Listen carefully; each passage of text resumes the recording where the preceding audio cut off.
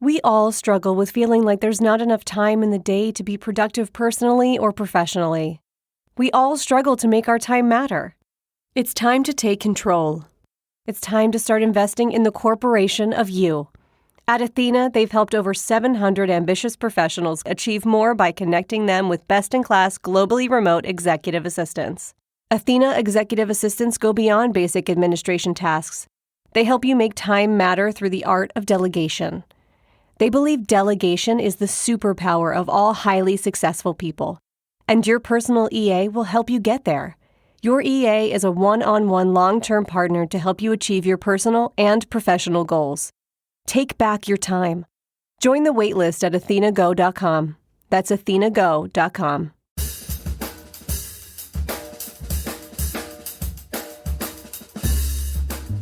I mean, no one plans to get sick, and yet, here we are. My name is Matthew Zachary. A quarter century ago, I was given 6 months to live with a diagnosis of terminal brain cancer. For more than 15 years, I've been ranting and raving on the air about stupid cancer and now stupid healthcare, and I'm just getting warmed up. So let's all go make healthcare suck less together, because you know what? We're all out of patience. Hey, that's the name of the show. Hey guys, welcome back to Out of Patience. You know, we only have our experiences to drive how we want to share what happens to us, to other people, in the hopes of helping them, inspiring them, and doing some good in the world. And that's where my guest comes in today. Amelia Randolph Campbell is a speaker, a coach, a soon-to-be author, an extraordinary interpreter of human nature and human behavior. I will leave you with this teaser before we get to the show. There's a difference between what happens to us, for us, and by us, and that's reflected in whether we try to take control and react or be in charge and respond. Here we go, Amelia Randolph Campbell. Enjoy the show. Amelia, thank you so much for coming here on Out of Patience and bearing the hot seat. Thank you so much. I'm very excited to be here.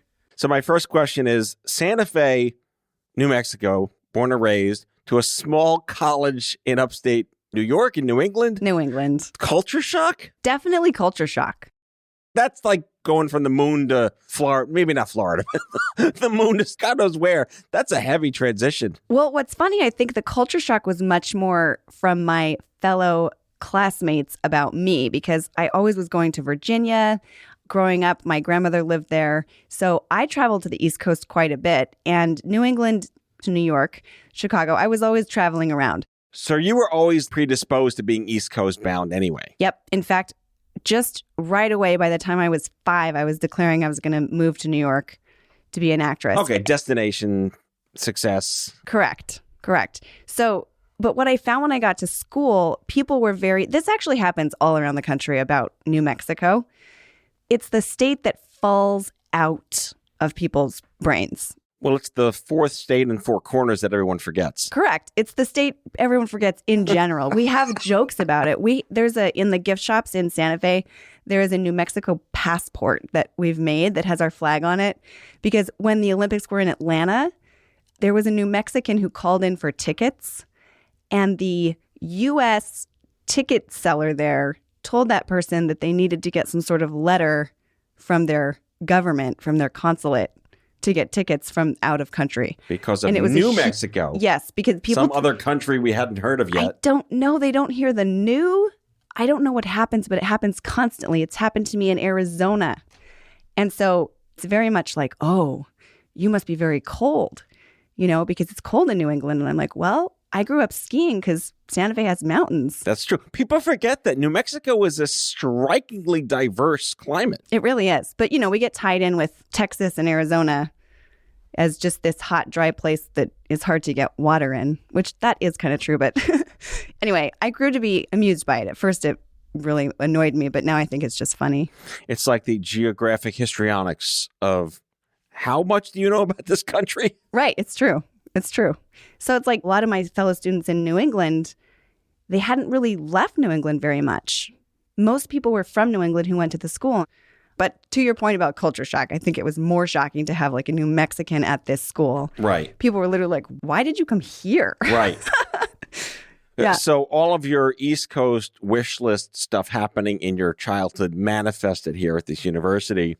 You have no accent, which is theatrical and intentional, I'm sure, with lots of training. But what's the y'all of New Mexico? It's more of like a Hispanic-based accent. Okay. That's exaggerated. Were you Oh, always... you know when you can hear it is in Breaking Bad. Ah. Okay, finally, that show put our state on the map. You felt seen. Maybe not in the best light, but it put our state on the map. It's an overrun. It's an overrun. Totally.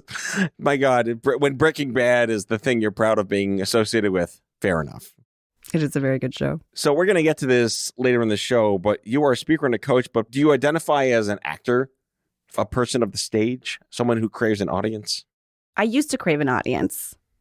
At this point, what I really crave is to serve by creating change and lighting people up to see what they're capable of. Nothing makes me happier. And I think that this is what turned me on to acting in the first place, my affinity for the study of how people work and the ability to transform within a story and the ability to affect transformation and cause a feeling in someone else, which is what you're doing from the stage and what you're doing with your fellow characters in a story, and allow yourself to be changed. It's a whole experience. I think just being able to be more alive, if we can be as alive as we can be, I think we're happiest.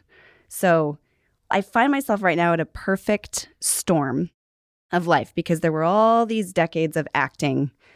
Then I headed into sales and leadership training and coaching because I wanted to... Wait, what kind of sales? Sales, I was in skincare and beauty sales. Okay. Also health supplement sales. Things I thought I would never do. I was allergic to sales. Like, I refused to be a Girl Scout because I was like, the idea of selling cookies to people I knew literally mortified me. Were you mortified because of this, I don't want to be told no, I hate rejection?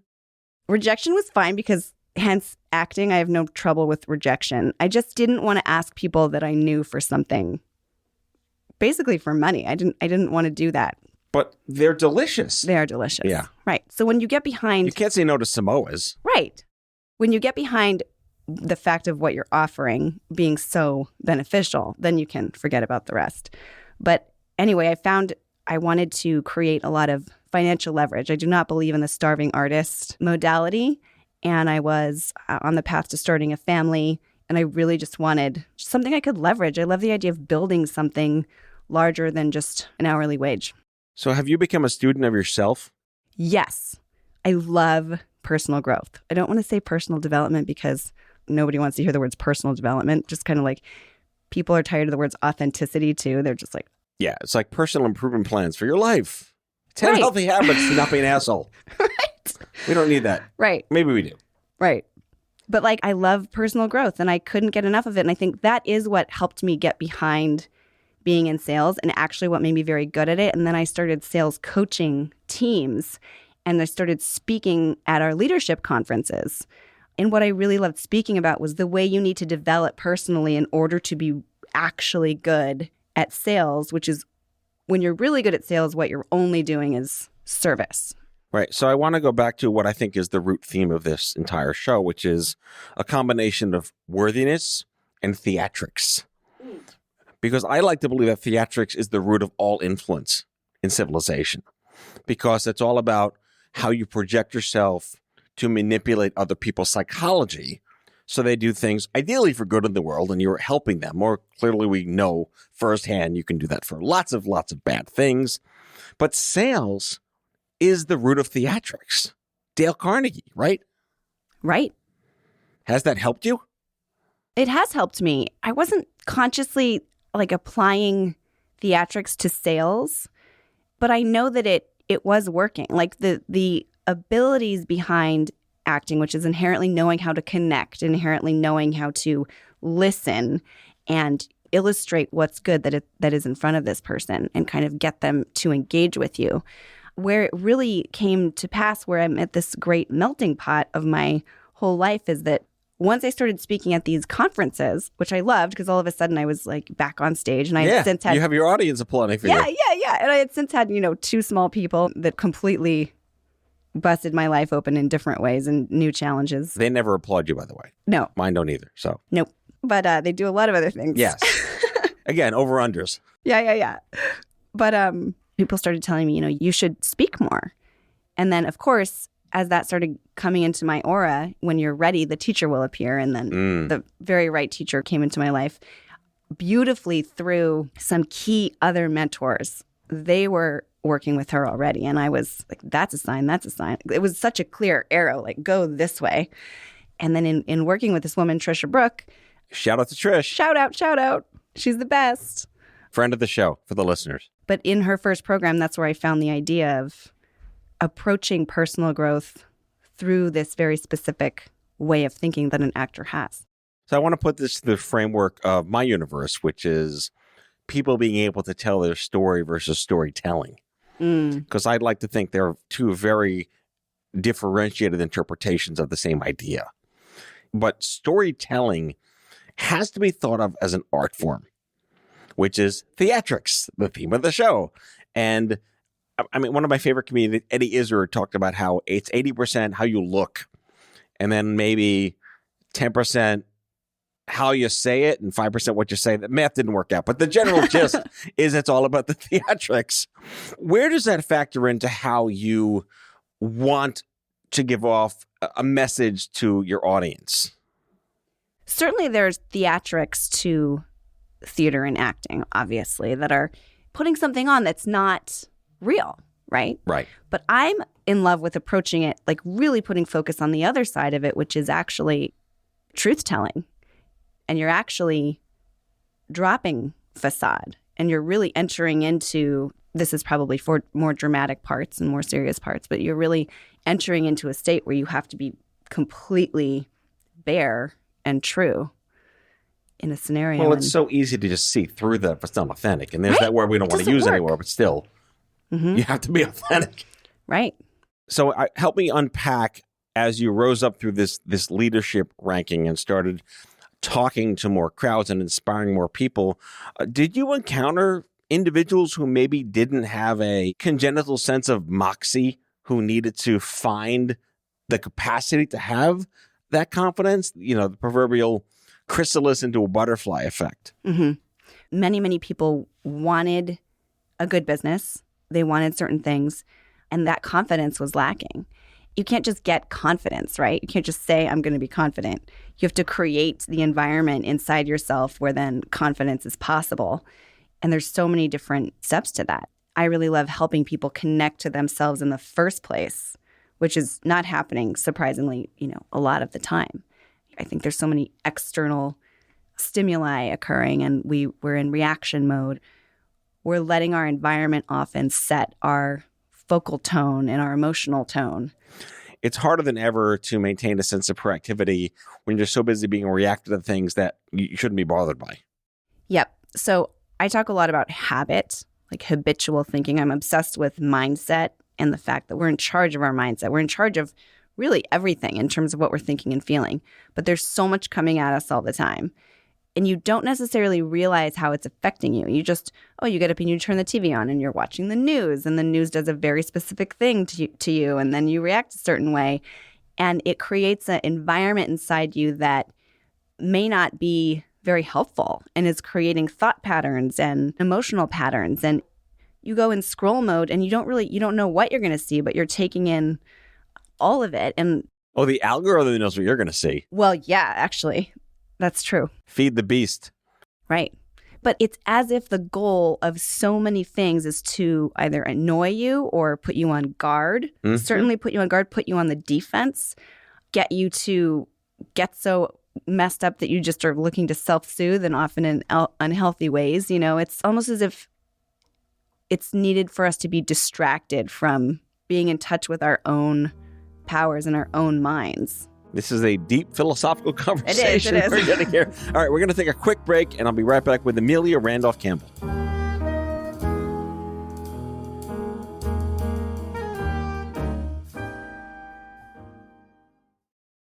Has your chronic illness made it difficult to continue working in the traditional way? Want to learn how to find and create flexible remote work that both accommodates your chronic illness and generates an income? Join the Patients Getting Paid membership, a community of chronicpreneurs where people just like you find workshops and trainings, weekly updated condition-specific gigs, twice monthly coaching calls, co-workings, accountability, and the kindest community to support you on your path to make money while working from anywhere and taking good care of yourself. Learn more or join us at patientsgettingpaid.com.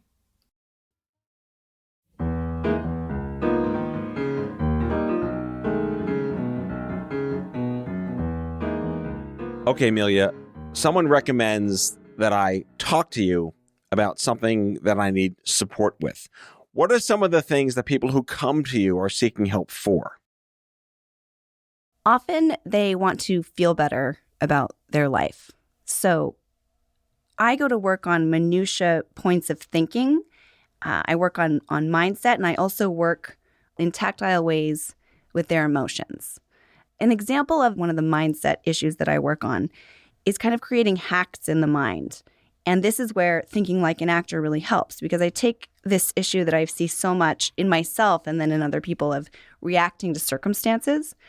And when I realized this for myself, it was an amazing aha. And I said, oh, are there other shortcuts like this? So in real life, if we're seeing things that are happening, right? We're reacting to circumstances, and we say a bad circumstance happens, or a string of them, and we're very judgmental about our circumstances, and we think mostly that they're happening to us. There's also a decision to decide that things are happening for us and have faith and imagination in that. But, these things are happening to me. What our default mode is in real life is to say, that thing needs to change before I can feel differently about it. And if you think about it, this happens all the time, right? This is our default mode. And the gift of the way an actor thinks, an actor is given a story, and it's a set one. Like you're not going to... There's a beginning, a middle, and an end. Yes. And also it's been given to you by a playwright who cares very much about what that story is. Mm-hmm. There's lots of scripts that are very malleable, right? But say it's the one that it's the playwright, you can't change it. So the actor gets this gift of they don't get to even focus on that. So they don't. They get to just jump over that part, and their entire focus goes only to not changing the thing that happens, but changing the way they feel about it from the inside out and how they can become within that circumstance. They don't try to change the circumstance. They're becoming this person who is full of imagination and curiosity in the face of his circumstance, instead of just looking at it and judging it and getting shut down by it or offended by it. At the core of all that is the decision to drop one of our most limiting habits, which is judgment. I've heard this before, and I didn't participate in it, but it was something that we were tangentially involved with as a support mechanism when I was running the nonprofit Stupid Cancer, which is this idea of intentional role playing, where not everyone's an actor, but the idea of taking yourself out of your own reality, which can be obviously life-threatening and stressful and absolutely beyond bonkers and crazy, into a space where you can visualize what your life would be like, but then use the capacity for that as a therapy tool to recognize that you can balance things when there's utter chaos. Is that something those words make sense? Absolutely. Okay. Yes. It's the ability to imagine outside of your circumstance. If you're being crushed by a circumstance or an emotion and you just can't get out of it and you really want to, it's very hard to just tell yourself, get out of this. Words don't teach, but experience does. And I think that experience, if you can give yourself the experience of a changed emotion or a changed state, or be able to experience as much as possible someone else's, it creates relief and what's so much more beneficial for you to think and feel, or just a moment of rest. Of what? Rest? Rest. What's that word? Spell that for me. I used to never do that. Rest. This notion of taking a moment is so antithetical to our frenetic lifestyles these days. Like you said, this endless bombardment of reasons to doom scroll and react to everything. Right. I want to get to the psychology of stage fright. Okay. Because the biggest fear in humanity is stage fright, getting up in front of an audience. But you're talking about a way to consider yourself the audience. right? Is that fair? Mm-hmm. So talk to us about what that discipline really looks like.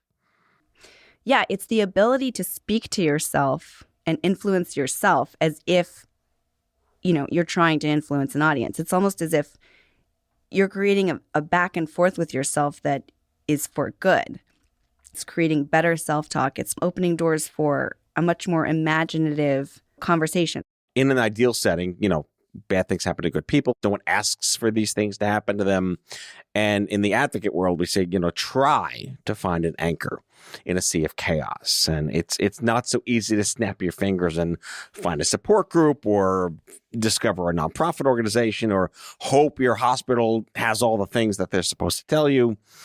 And the introspection required is difficult because everything's Charlie Brown teacher. Your neuroendocrine system is flying off the hook. And all you have is your story that's happening in real time. And that usually translates in a way to how do I channel this story to some kind of guided handrail while the world is burning for me. Mm-hmm, certainly. So this is interesting. I was writing some about this over the last couple of weeks, and I think certainly it's bringing it up around the word hope, especially with your story and everybody that encounters cancer, as well as any other super difficult challenge where your world just seems to be crumbling and flashing in front of your eyes. And I was up for this TED Talk, and the subject is literally, you tell us what your recipe for hope is. The first part is surrender, which is there's nothing to do right now, right? There's only crazy pain and you're snowed by this circumstance. In surrender is rest. It's not doing anything. It's also a willingness to just be right there. Right. After that, it's focus. If you really surrender and center and just be still, from there you're able to choose much more where your focus goes.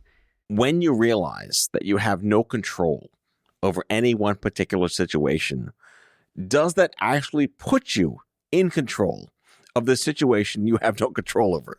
Well, I think it puts you in charge. And I think I also study a lot between the words control and charge. Mm-hmm.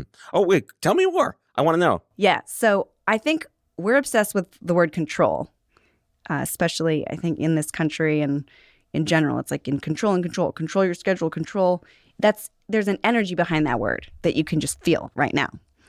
But if you're in control, it's very brittle. And there's no such thing. And the effort to control something completely shuts you off. It actually takes all of your power away. Mm-hmm. If you're in control, if you're trying to be in control, you're going to react. But if you are solidly in charge, you're going to be able to respond. Ooh, wait, I'm taking notes. I like that. Reacting versus responding. Ooh. Yeah. You are every bit deserving of coming in this chair and educating me. Dear I'm sir, very thank serious. You. I'm very honored by that. These are phenomenal takeaways. Thank you. You should write a book. Oh, wait, you are. Oh, I am. All right. So I want to just wrap with that choice because, it's so easy to say, I'm going to write a book. But you have so much to offer and you've done so much with your life. What are you hoping to accomplish by having a book? Everything I care about writing seems so extensive. Really, it's like the unpacking of the whole purpose of being a human and how we can best human. And there's so many facets to that. I would love to read a book about it, so I want to write one. And I want to make it a body of work. And I am making a body of work. It comes out in smaller ways. It comes out in specific talks. It comes out in the way I'm forming my courses. But the book catches all of it. I want one place where you can really just cozy up and take in the methodology. And also writing the book, it will help me articulate much more what it is. I know that there's more of it that I am to realize, and the writing of the book will help with that. Well, I think between training for a TED Talk and writing a book, you're in an extraordinary position to explode all this wisdom. You've watched me take these furious notes while we're talking because that's exciting stuff. Keep doing what you're doing. Amelia Randolph Campbell, speaker, coach, author, West Coast expatriate for all the right reasons. You are online at ameliarandolphcampbell.com. Indeed. Any final thoughts? I do have a final thought, which is the third and last part to my recipe of hope, which is surrender, focus, and then the third one is the willingness to befriend change. Well, the only thing constant is change. Yeah. So All right. we better be friends. Thank you so much for coming on the show, Amelia Randolph Campbell. Thank you, good sir. It's an honor. That's all for now. If you like the show, be sure to subscribe, leave a review on Apple Podcasts, follow us on social, and tell all your friends to listen. Tell us what you'd like Matthew to cover in his next episode by leaving a message for us at 855-AUDIO-66, and we might just use it in a future show. Out of Patients is a product of OffScrip Health. We are a healthcare engagement company built for patients and caregivers by patients and caregivers. Our executive producers are Matthew Zachary and Andrew McDowell. Our senior producer is Betsy Shepard. Our host is Matthew Zachary. It is recorded, mixed, and edited by Betsy Shepard. For advertising and media inquiries, email media@offscrip.com. That's media@offscrip.com. For more information, visit offscrip.com.